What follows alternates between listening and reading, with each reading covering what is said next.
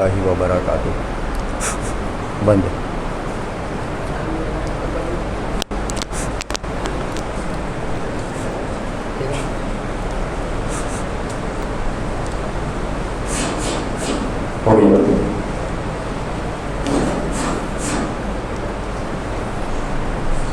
الحمدللہ رب العالمین والصلاة والسلام علی سید المرسلین. اما بعد فاعوذ باللہ من الشیطان الرجیم. بسم اللہ الرحمن الرحیم. وَإِنَّكَ لَعَلَىٰ خُلُقٍ عَظِيمٍ. صدق اللہ العظیم وصدق رسولہ النبی الامین المکین الکریم. ونحن علی ذلک لمن الشاہدین والشاکرین والحمد للہ رب العالمین. ان اللہ وملائکتہ یصلون علی النبی یا ایھا الذین آمنوا صلوا علیہ وسلموا تسلیما. اللہم صل علی سیدنا و مولانا محمد وعلی آل سیدنا و مولانا محمد وعلی الجود والکرم وآلہ واصحابہ وبارک وسلم. الصلاۃ والسلام علیک یا رسول اللہ صلی اللہ علیہ وآلہ وسلم. معزز سامعین اکرام، السلام علیکم ورحمۃ اللہ وبرکاتہ. اپنی بات کو شروع کرنے سے پہلے میں آپ لوگوں سے یہ گزارش کرنا چاہتا ہوں، یہ بتانا چاہتا ہوں کہ میں یہاں کھڑے ہو کے جن باتوں پر بیان کرتا ہوں، اگر میں ان باتوں پر بیان نہ کروں، مطلب کہنے کا مطلب میرا یہ ہے کہ میں جو دیکھتا ہوں میں ان باتوں پر بیان کرتا ہوں، تو اس کی وجہ سے کبھی کوئی بھائی یہ سوچتے ہو یا کوئی بزرگ یہ سوچتے ہو کہ یہ یہاں کھڑے ہو کے سب کو طعنہ دیا کرتا ہے یا اپنے آپ کو بہت بہتر یا نیک سمجھتا ہے اور تمام لوگوں کو طنز کیا کرتا ہے، تو اللہ رب العزت کی پاک ذات کی قسم ایسی بات بالکل نہیں ہے. یہ ممبر رسول ہے، اگر یہاں کھڑے ہو کر میں نے حق بات بیان نہ کی تو کل بروز قیامت اللہ رب العزت مجھ سے سوال کرے گا کہ تجھے میں نے میرے محبوب کا ممبر عطا کیا تھا تو تو نے اس کا حق کتنا ادا کیا. اور رہی بات بہتر سمجھنے کی، تو یہاں جتنے بھی لوگ موجود ہیں وہ تمام مجھ سے بہتر ہیں، اور یہ انکساری یا عاجزی میں نہیں کہہ رہا ہوں، یہ حقیقت ہے کہ آپ جتنے لوگ یہاں بیٹھے ہیں وہ تمام مجھ سے بہتر ہیں. جو عمر میں مجھ سے چھوٹے ہیں وہ اس لیے مجھ سے بہتر ہیں کیونکہ ان کی عمریں کم ہیں تو انہوں نے گناہ مجھ سے کم کیے ہیں، کیونکہ میری عمر زیادہ ہے تو میں نے گناہ زیادہ کیے. اور جو مجھ سے عمر میں بڑے ہیں وہ اس لیے مجھ سے بہتر ہیں کہ ان کو عمر زیادہ ملی تو انہوں نے نیکیاں مجھ سے زیادہ کی، اس لیے وہ مجھ سے نیکیوں میں بہتر ہیں. تو میرا کہنے کا مقصد صرف یہ ہوتا ہے کہ اگر میں بھی وہ باتیں نہ کروں گا تو کون بتائے گا، کون کہے گا. اور ایسا نہیں ہے کہ آپ لوگ نہیں جانتے، میں صرف آپ لوگوں کو ریمائنڈ کراتا ہوں. میں ان باتوں پر بات کرتا ہوں جو ہمارے ارد گرد آس پاس چاروں طرف پھیلی ہوئی ہیں. بہت بڑی باتیں میں نہیں کرتا، چھوٹی چھوٹی باتوں پر بیان کرتا ہوں. لیکن اس سے کوئی بھی بھائی، کوئی بھی بزرگ، کوئی یہ نہ سمجھ لینا کہ میں یہاں کھڑے ہو کے طنز کرتا ہوں، بالکل بھی نہیں. آپ تمام لوگ مجھ سے بہت بہتر ہیں، بہترین لوگ ہیں. اب بات کو شروع کرتے ہیں. اللہ رب العزت قرآن شریف میں فرماتا ہے اپنے محبوب صلی اللہ علیہ وآلہ وسلم کے تعلق سے کہ محبوب، ہم نے تمہیں بہترین اخلاق پر فائز کیا، بہترین اخلاق عطا کیے. اب ہم اس نبی صلی اللہ علیہ وآلہ وسلم کے امتی ہیں جن کی شان قرآن بیان کر رہا ہے، قرآن جن کے اخلاق کے بارے میں بیان کر رہا ہے کہ ان کا اخلاق سب سے بلند و بالا ہے. تو ہم اس نبی کا کلمہ پڑھنے والے ہیں، تو ہمارے اخلاق کیسے ہونے چاہیے؟ ہمارے اخلاق کیسے ہونے چاہیے؟ ایک مرتبہ آقا صلی اللہ علیہ وآلہ وسلم نے فرمایا کہ میزان عمل میزان اس ترازو کا نام ہے جس میں نیکی اور بدی تولی جائے گی. پہلے آپ اس کی کیپیسٹی سمجھ لیجئے، کیپیسٹی ہوتی ہے نا اس کی، وہ کتنا تول سکتا ہے، کتنا بڑا وہ ترازو ہے. آقا صلی اللہ علیہ وسلم نے فرمایا کہ جو پہلے آپ یہ سمجھ لیجئے یہ دنیا جو ہے وہ کتنی بڑی ہے، یہ دنیا کتنی بڑی ہے، اس کا کتنا زیادہ وزن ہوگا. پھر ایسے 7 زمینیں، اس دنیا میں کیا کچھ نہیں ہے، پہاڑ بھی ہیں، عمارتیں بھی ہیں، بلڈنگیں بھی ہیں. پھر آسمان کی طرف غور کریں تو وہاں چاند بھی ہے، سورج بھی ہے اور ان گنت ستارے بھی ہیں، جس میں سے صرف سورج کے بارے میں سائنس یہ بتاتا ہے کہ وہ دنیا سے 18,000 گنا بڑا ہے. سورج جو ہے وہ دنیا سے 18,000 گنا بڑا ہے، جو کہ یہ ایک آسمان پر ہے، آسمان میں ٹکا ہوا ہے جیسے دوپٹے میں ستارے ٹکے ہوتے ہے نا، ایسا چھوٹا سا نظر آتا ہے۔ تو میرے آقا صلی اللہ علیہ وآلہ وسلم نے فرمایا، جس کا مفہوم ہے کہ وہ جو ترازو ہے اس کے جو 2 پلڑے ہیں، جس کا نام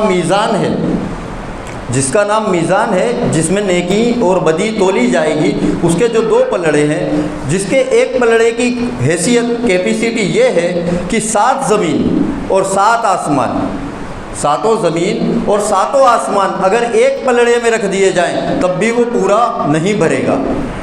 7 زمین اور 7 آسمان اگر ترازو کے ایک پلڑے میں رکھ دیے جائیں تب بھی وہ پورا نہیں بھرے گا، ٹھیک ہے۔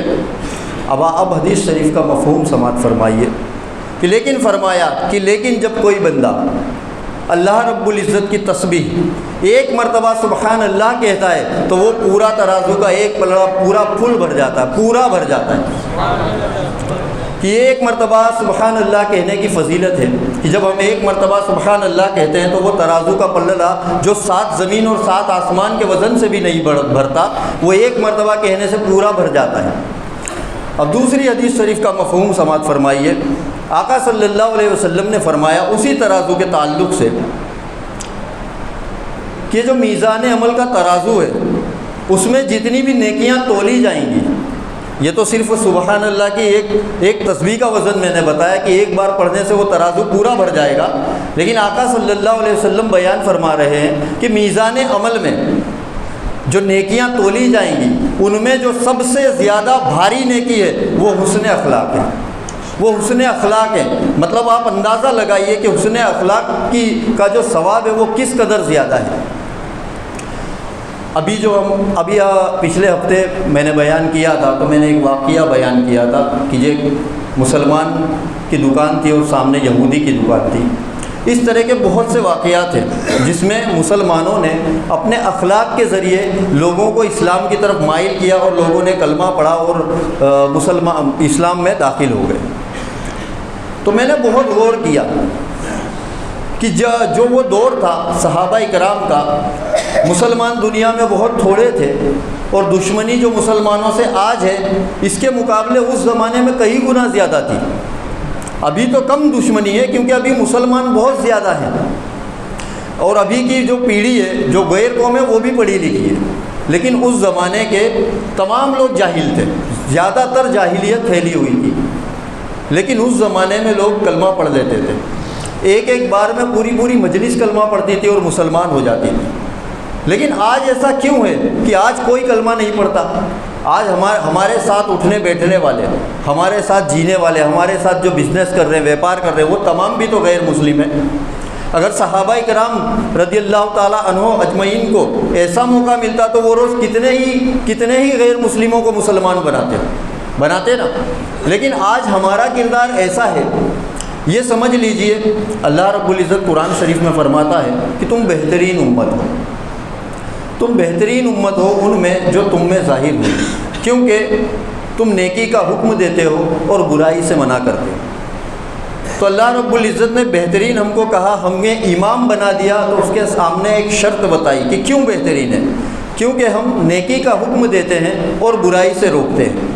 لیکن آپ صحابہ اکرام رضی اللہ تعالیٰ عنہ کی زندگی پہ غور کریں گے تو انہوں نے بہت کم مرتبہ کسی یہودی کے پاس کھڑے ہو کے اسے اسلام کی دعوت دی ہے۔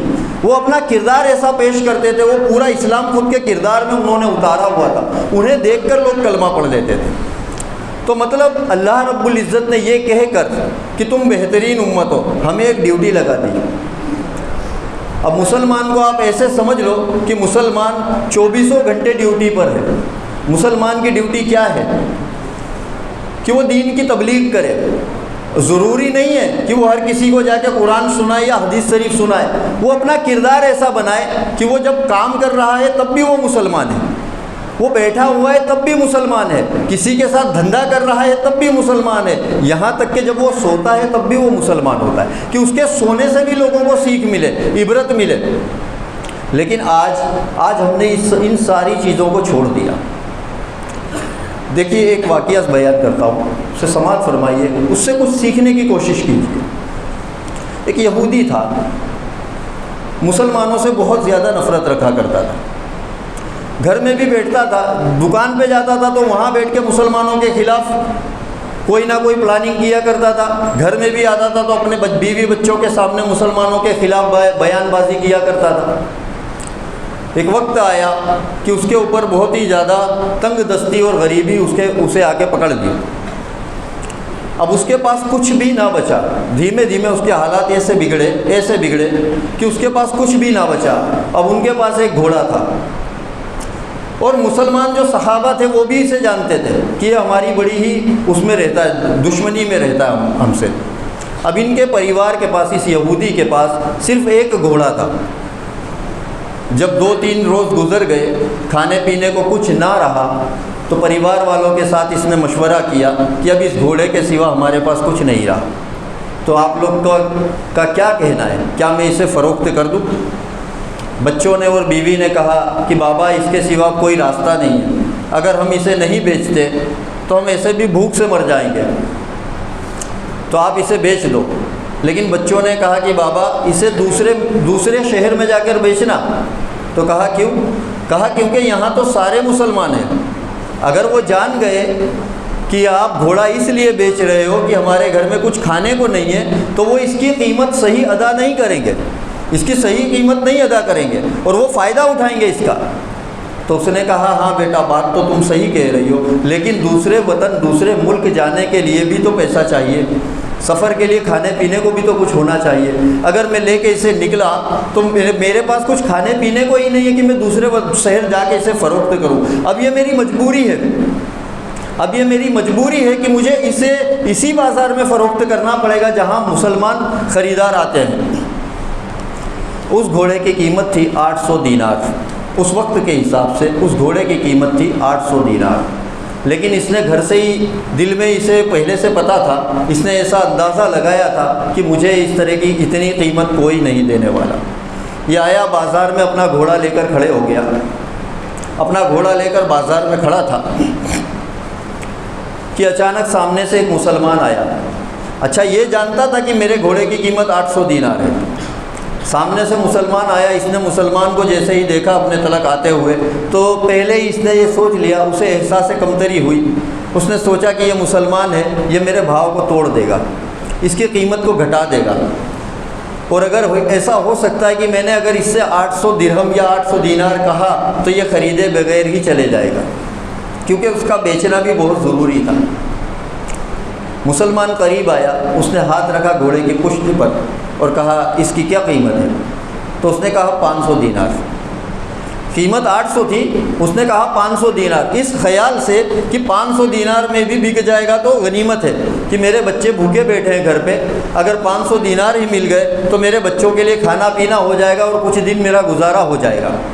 مسلمان نے کہا کہ ٹھیک ہے، میں اس کی سواری کر کے چیک کروں، میں چیک کر لوں اس کو چلا کے، اس پر سواری کر کے کہ یہ اس لائق ہے کہ نہیں، میرے مطلب کا ہے کہ نہیں۔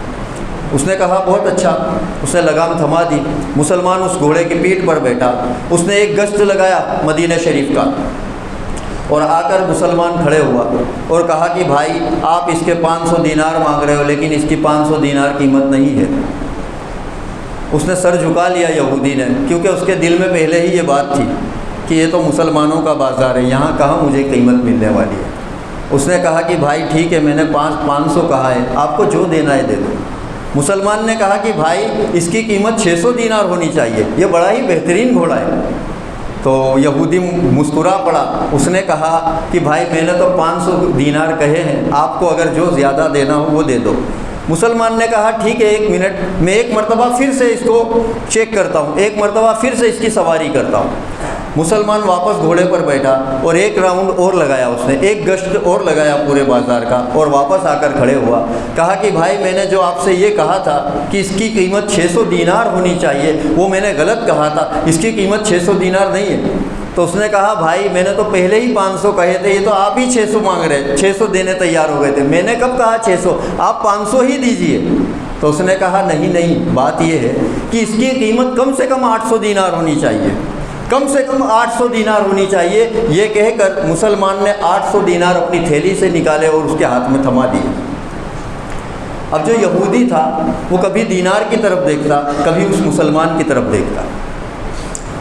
یہودی نے کہا مسلمان سے کہ بھائی مجھے بھی یہ بات پتہ تھی کہ اس کی قیمت 800 دینار ہے، لیکن 500 دینار میں اس لیے بیچ رہا تھا کہ میں مجبور تھا، میرے بچے بھوکے بیٹھے ہوئے تھے گھر پہ، میرے بیوی بچے بھوکے تھے، 3 دن سے میرا فاقہ تھا، میرے گھر میں کچھ بھی نہیں تھا، اس لیے میری یہ مجبوری تھی کہ 800 دینار والی چیز میں 500 دینار میں فروخت کر رہا تھا۔ لیکن اے مسلمان، تیری کیا مجبوری تھی کہ 500 دینار والی چیز تو نے 800 دینار میں خرید لی؟ تو مسلمان نے جواب دیا کہ تیری جس طرح سے یہ مجبوری تھی کہ تو بیوی بچوں کی بھوک و پیاس کی وجہ سے 800 دینار والی چیز، 800 دینار والی قیمت کے گھوڑے کو 500 دینار میں فروخت کرنے کو تیار ہو گیا تھا، ویسے ہی میری یہ مجبوری ہے کہ میں نے جس نبی صلی اللہ علیہ وسلم کا کلمہ پڑھا ہے، انہوں نے فرمایا ہے کہ کبھی بھی صرف مال خریدنا، مال بیچنے والے کی مجبوری کو مت خریدنا، اور مجھے پتا تھا کہ تو مجبور ہے، اس لیے تو نے جب 500 دینار کہے تبھی میں جان گیا، اور میں نے اسی لیے گھوڑے کو چلا کے دیکھا اور مجھے پتا چلا کہ یہ قیمت اس کی تو نے کم کہی ہے اور اس کی قیمت زیادہ ہے، تو پھر میں نے اس لیے تجھے 800 دینار دیے اور اس گھوڑے کو خریدے۔ اس یہودی پر اس بات کا ایسا اثر پڑا کہ وہ پیسے لے کر گھر گیا اور اپنے پورے پریوار کو لے کر آقا صلی اللہ علیہ وسلم کی خدمت میں حاضر ہوا اور اس نے کلمہ شہادت پڑھ لیا، اشہد ان لا الہ الا اللہ و اشہد ان محمدًا عبدہ و رسولہ۔ یہ جو واقعہ ہے، اب دیکھیے میں جو بات آپ کے سامنے عرض کرنے جا رہا ہوں، میں پہلے سے معذرت چاہتا ہوں، وہ بات کہنے سے پہلے آپ غلط مت سمجھیے گا۔ یہ جو واقعہ ہے اس میں آپ نے اچھے سے سمجھ لیا کہ وہ یہودی تھے، وہ یہودی وہ لوگ تھے جو خون کے پیاسے تھے، مسلمانوں کے خون کے پیاسے تھے۔ اس کے باوجود آقا صلی اللہ علیہ وسلم کی یہ نصیحت تھی کہ کوئی بھی جب مجبور ہو نا تو اس کی مجبوری کا فائدہ مت اٹھانا، کوئی بھی اگر مجبور ہو تو اس کی مجبوری کا فائدہ مت اٹھانا۔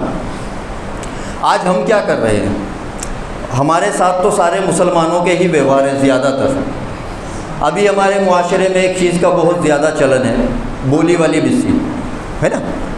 جتنے بھی لوگ اس سے جڑے ہوئے ہیں وہ خاص کر کے سنیں، اور میں پہلے سے کہہ رہا ہوں، میں معذرت چاہتا ہوں، میں پیسیل پرسنل کسی کو بھی نہیں کہہ رہا، اس میں کبھی میں بھی جڑا ہوا تھا، کبھی میں بھی اس میں نام ڈالا کرتا تھا، لیکن اللہ رب العزت نے مجھے سمجھ آتا کہ آج میں نے چھوڑ دیا۔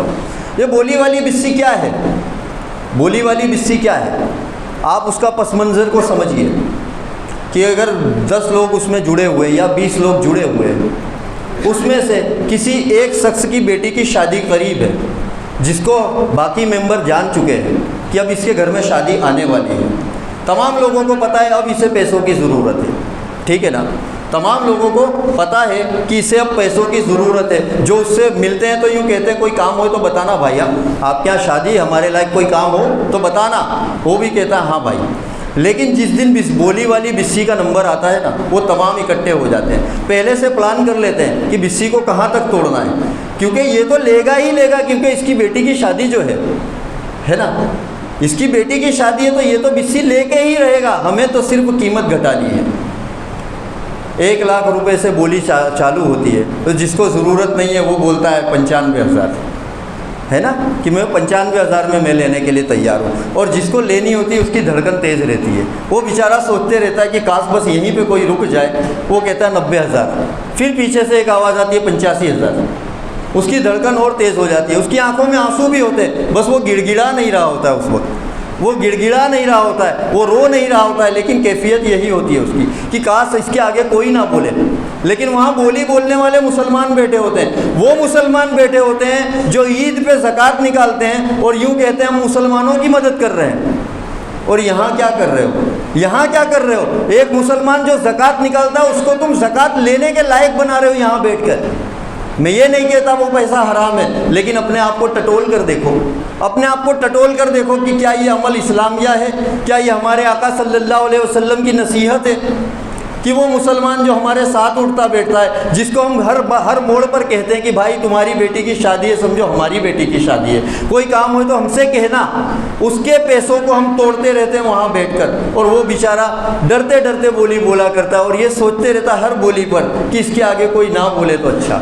لیکن پھر بولی والی بسی کی بھی ایک لمٹ ہوتی ہے کہ وہ سارے ممبر مل کے طے کرتے ہیں کہ بھئی 1 لاکھ کی بسی ہے اگر تو اس کو 60,000 سے زیادہ نہیں توڑا جائے گا، مطلب 1 لاکھ کی بسی 60,000 کے آگے اب نہیں بڑھا سکتے، اس سے نیچے نہیں توڑ سکتے۔ اس کو پھر وہ جو لڑکی کا باپ ہے نا، اس کے ہاتھ میں وہ 60,000 روپے آتے، وہ بھی اس لیے کہ اس کے آگے توڑ نہیں سکتے، ورنہ اس کو تو 5,000 ملتے، 1 لاکھ کے 5,000 ہی ملتے، لیکن وہ نیم لگا دیا گیا، لمٹ باندھ دی گئی کہ 60,000 سے آگے نہیں توڑ سکتے، تو 60,000 پہ لا کے چھوڑ دیتے ہیں اور اس طرح کرتے ہیں، پھر اس کو مبارکباد دیتے ہیں، بھائی تمہارا کام ہو گیا، ماشاءاللہ تم کو مل گئی، اور ساری پلاننگ پہلے سے کی ہوئی ہوتی ہے۔ تو بتاؤ ایسا کرنے والوں کی زکوٰۃ نکالنے کا کیا فائدہ ہے؟ ایسا اگر ہم کر رہے ہیں تو ہماری زکوٰۃ نکالنے کا کیا فائدہ ہے؟ زکوٰۃ کا سسٹم کس لیے رکھا گیا؟ زکوٰۃ کا سسٹم اس لیے رکھا گیا کہ معاشرے میں کوئی بھی جو کمزور مسلمان ہے ہم اس کو مضبوط بنائیں، ہم اس کو مضبوط بنائیں، لیکن ہم یہ کیا کر رہے ہیں؟ ہم ایسا عمل کر رہے ہیں کہ ایک آدمی جو بہت مضبوط ہے نا، ہم اس کو کمزور کر رہے ہیں، اور وہ بھی کس کے نام پہ؟ اس کی بیٹی کی شادی ہے یار، اس کی بیٹی کے وہاں شادی ہے، چاہیے تو یہ تھا کہ ہم اس کی مدد کرتے، یہاں تو ہم اس کی جو گاڑے پسینے کی کمائی ہے نا اس کو بھی توڑ رہے ہیں، حالانکہ وہ خود بوڑھا دودھ کا دھلا ہوا نہیں ہے، وہ بھی ایسا ہی ہے، وہ خود بھی ایسا ہی ہے، لیکن ضروری نہیں ہے کہ اگر سامنے ہمارے برا شخص ہے تو ہم بھی برا کریں۔ آقا صلی اللہ علیہ وسلم نے فرمایا کہ اچھا اخلاق وہ ہے کہ جو تیرے ساتھ توڑے تو اس کے ساتھ جوڑ، کہ جو تمہارے ساتھ غلط کرے نا تم اس کے ساتھ اچھا کرو، یہ اچھا اخلاق ہے۔ داؤد علیہ السلام جانتے ہیں نا، ایک پیغمبر ہے داؤد علیہ السلام، ان سے اللہ رب العزت نے ان پر وحی نازل فرمائی۔ جبریل علیہ السلام آئے اور عرض کیا کہ اے نبی، اللہ رب العزت نے آپ کو سلام کہا ہے، اور اللہ رب العزت یوں فرما رہا ہے کہ بروز قیامت میں میرے ایک بندے کو صرف ایک نیکی کے عوض میں جنت میں داخل کر دوں گا، صرف ایک نیکی کے عوض میں۔ داؤد علیہ السلام نے عرض کی کہ ایسی کون سی نیکی ہے جو ایک نیکی ہوگی اور اللہ رب العزت اسے جنت میں داخل کر دے گا؟ تو فرمایا کہ وہ ایک نیکی وہ ہوگی کہ ایک مومن کسی دوسرے بھائی کے لیے، مطلب کسی دوسرے مسلمان کے لیے، دوسرے مومن کے لیے اس کی مدد کرنے کی غرض سے چل پڑے۔ کوئی ایک مسلمان پریشان ہے اور دوسرا مسلمان اس کی مدد کرنے کی غرض سے چل پڑے کہ چل میں تیرا کام کرا دیتا ہوں، کہ چل میں تیرا کام کروا دیتا ہوں، میں تیرے لیے سفارش کرا دیتا ہوں، میں تیرا فارم بھر دیتا ہوں، تیرا یہ کام نہیں ہو رہا میں وہ کروا دیتا ہوں، تیرا لائٹ کا میٹر کا نہیں لگ رہا ہے، لائٹ کا میٹر میں تیرے لیے وہ کروا دیتا ہوں، اس طرح کی غرض سے کسی بھی کام کے لیے چل پڑے۔ آگے فرمایا کہ چاہے وہ کام اس کی ذات سے بنے یا نہ بنے۔ سمجھنا بات کو کہ اگر ایک انسان چاہ رہا ہے کہ میرے گھر میں جو لائٹ کا میٹر آتا ہے یہ لگ جائے، لیکن وہ بڑا پریشان ہے، وہ کوشش کر رہا ہے اور وہ نہیں لگ رہا ہے، اب ہم میں سے کوئی اس کے ساتھ چلے کہ چل میں کرتا ہوں کوشش، میں کروا دیتا ہوں تیرا یہ کام، اب وہ گیا لیکن اس سے بھی نہ بنا، تو اب یہ جو گیا تھا نا جس نے کوشش کی، یہاں بات اس کی ہو رہی ہے، کام بنے چاہے نہ بنے وہ 2 نمبر کی بات ہے۔ اللہ رب العزت فرما رہا ہے کہ وہ خالی نیک ارادے سے چلا کہ میں اس کا کام کروا دوں، تو ایک شخص ایسا آئے گا بروز قیامت کہ اس کے اعمال نامے میں صرف یہ ایک نیکی ہوگی، تو اللہ رب العزت فرماتا ہے کہ میں اس کی اس ایک نیکی کے بدلے اسے جنت میں داخل کر دوں۔ آج ہمارے معاشرے میں آپ دیکھو، آپ پھر دیکھو وہ جو لڑکی کی شادی تھی، اسی بات کو کنٹینیو کریں، اگر اب اس کے ہاں شادی ہے، اس نے دعوت دی ہے ہمیں، ہم اس کے ہاں دعوت میں پہنچے ہوئے ہیں مہمان بن کے۔ پہلی بات تو آپ یہ غور کیجئے کہ دنیا میں کتنے لوگ ہیں، اربوں لوگ ہیں، ٹھیک ہے۔ اگر کسی نے ہمیں اپنی شادی، اپنے یہاں کی شادی میں بلایا، نیوتا دیا، تو ہمیں سب سے پہلی بات یہ سوچنی چاہیے کہ پوری دنیا میں اربوں لوگ تھے، ملینز بلینز، اس میں سے اس نے سلیکٹڈ لوگوں کی جب لسٹ بنائی تو اس میں ہمارا بھی نام رکھا۔ کیا ہمارے لیے یہ کم ہے؟ یہ کم ہے کیا کہ اربوں لوگوں میں سے اس نے ہم کو چنا کہ ہمارے یہ عزیز ہیں، یہ ہمارے قریبی ہیں، ہم ان کو بلائیں گے، ان کو کھلائیں گے، ہمارے یہاں خوشی کا موقع ہے تو ہم ان کو دعوت دیں گے، ٹھیک ہے۔ تو اس نے ہم کو عزیز سمجھا، یہ تو ثبوت اس نے اسی وقت دے دیا جب اس کے یہاں سے ہمارے یہاں نیوتا آیا، ٹھیک ہے نا. اب ہم اس کے یہاں دعوت میں گئے ہوئے، اب جا کے ہم جو ویٹنگ میں کھڑے رہتے ہیں نا، ہم اس میں کھڑے ہیں اور ہم دیکھ رہے ہیں، اونچے ہو کے دیکھ رہے ہیں، کوئی کھلانے والا نہیں ہے.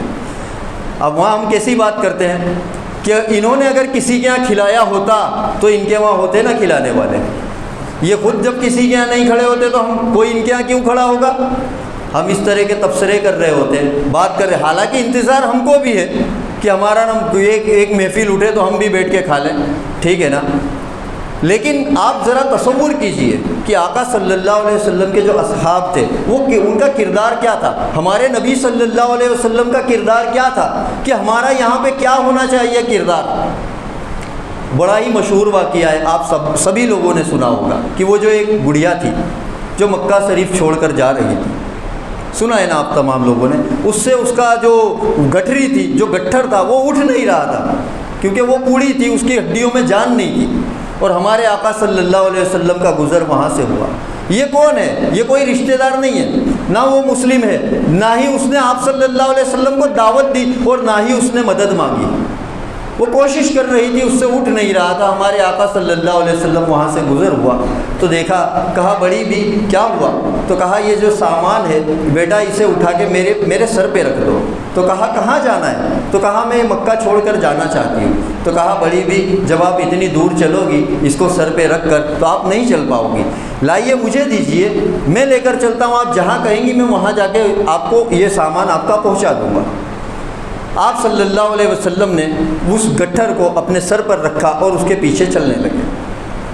اب پورے راستے آپ سبھی لوگوں نے سنا ہوا ہے، بس میں جلدی جلدی بیان کر رہا ہوں. وہ پورے راستے ہمارے آقا صلی اللہ علیہ وسلم کے بارے میں برا بھلا کہہ رہی تھی کہ بیٹا میں اس لیے جا رہی ہوں کہ یہاں ایک محمد نام کا جادوگر آ گیا، معاذ اللہ، صلی اللہ علیہ وسلم، سب جنے پڑھیے صلی اللہ علیہ وآلہ وسلم، کہ وہ آ گیا ہے جس کی وجہ سے میں یہ مکہ چھوڑ کر جا رہی ہوں. کیونکہ میں نے سنا ہے کہ جو بھی اس کو ایک مرتبہ دیکھ لیتا ہے وہ اپنا دین ایمان کھو بیٹھتا ہے.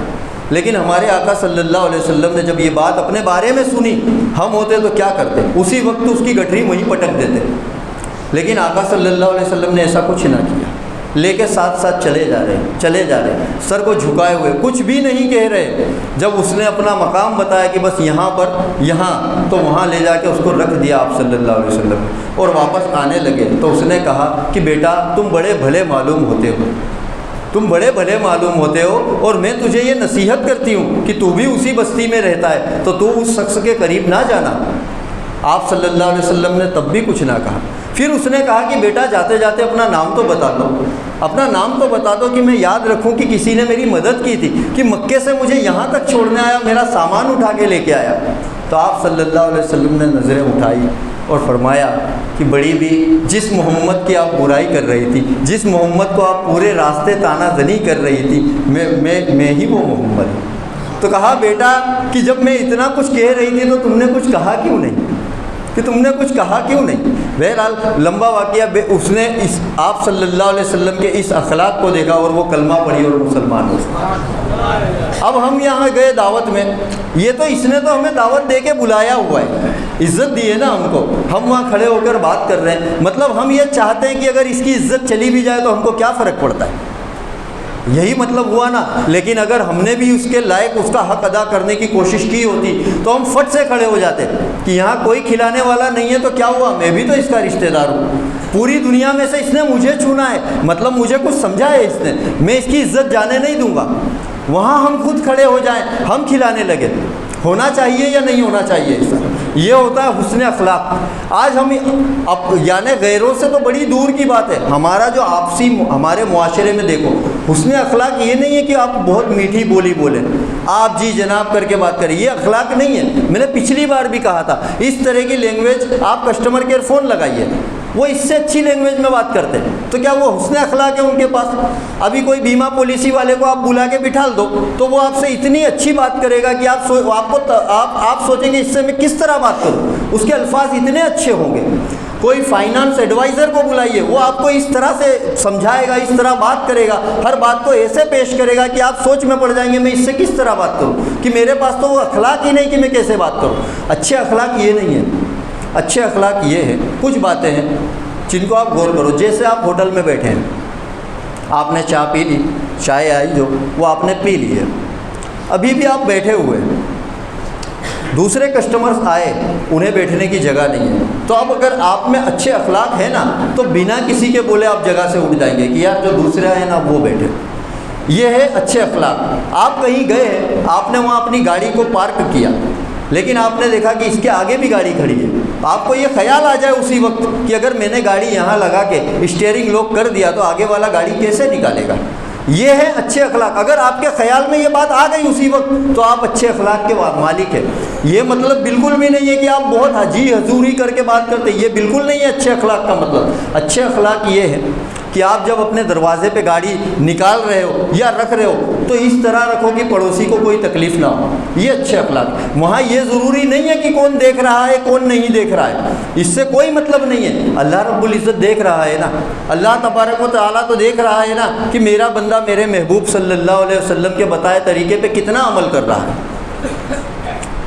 وقت زیادہ نہیں بچا ہے، بس جو حسن اخلاق کی جو باتیں ہیں، آپ صلی اللہ علیہ وسلم نے ایک مرتبہ فرمایا کہ بندہ تمام دنوں میں روزے رکھ کے، مطلب پورے سال میں کچھ 5 روز ایسے ہیں جن میں روزہ رکھنا منع ہے، تو وہ جو 5 دن ہیں نا ان کو چھوڑ کے باقی کے 360 دنوں تک روزہ رکھ کے کوئی انسان ہر دن کا روزہ رکھے اور تمام راتوں کو جاگ کر عبادت کرے۔ آپ صلی اللہ علیہ وسلم کی حدیث شریف کا یہ مفہوم ہے کہ بندہ راتوں دن یعنی سارے دنوں میں جو روزہ رکھتا ہے وہ، اور ساری راتوں میں جو قیام کرتا ہے وہ، اس کا جو مقام اور جو مرتبہ ہوتا ہے نا، اچھا اخلاق جس انسان میں ہوتا ہے نا، اللہ رب العزت اس کے اچھے اخلاق کی وجہ سے اس کو وہ مقام عطا فرماتا ہے۔